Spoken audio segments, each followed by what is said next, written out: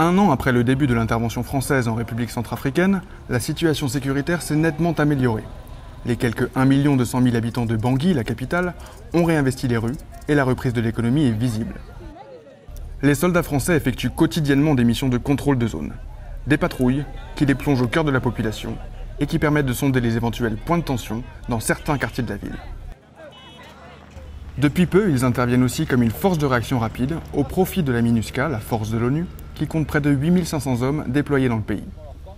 C'est le cas aujourd'hui où la patrouille initialement prévue se transforme en une intervention sur demande de la MINUSCA près d'un camp d'Exceleka. On change les plans, la patrouille qui était prévue, on prend pas le même itinéraire. On bascule sur une mission ponctuelle qui peut arriver tous les jours. Comme on dit à chaque fois, on sait quand on part, on sait pas quand on rentre.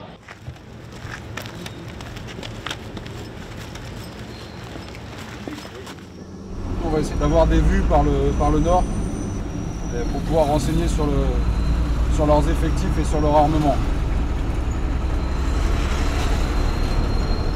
Ouais, 21 au son. Ok, Chabert, pour toi, tu te mets au niveau de la rue qui est là.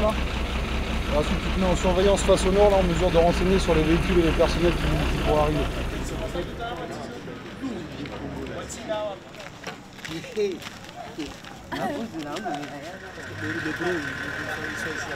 À première vue, la situation laisse apparaître une simple rencontre sportive amicale entre ex-Seleka et forces armées centrafricaines.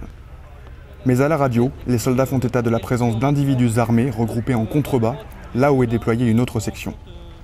Celle de l'adjudant Bruno attend donc de voir si les adversaires ont des intentions hostiles ou si au contraire la tombée de la nuit va les amener à se replier. Pour l'instant on en est là, on attend de voir si au bout d'un moment avec la nuit, la tension va redescendre et ils vont retomber.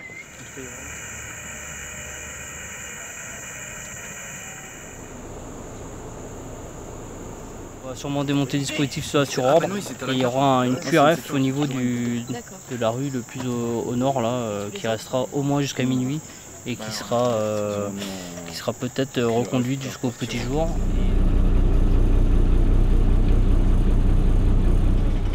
Le chef du GTIA qui a tenu une réunion au niveau de l'hôpital avec des chefs Seleka justement pour recalmer la tension, et donc là on est sur le chemin du retour là, donc les négociations ont été bonnes. Le niveau de sécurité minimale rétabli a permis à la force sangarise de recentrer son action dans les zones les plus sensibles que sont la capitale et le couloir central du pays. Elle adapte donc son dispositif sur un format de type force de réaction rapide au profit de la MINUSCA, avec moins de troupes de combat, mais des moyens plus mobiles, comme l'arrivée fin novembre de 2 hélicoptères Tigre sur le territoire centrafricain.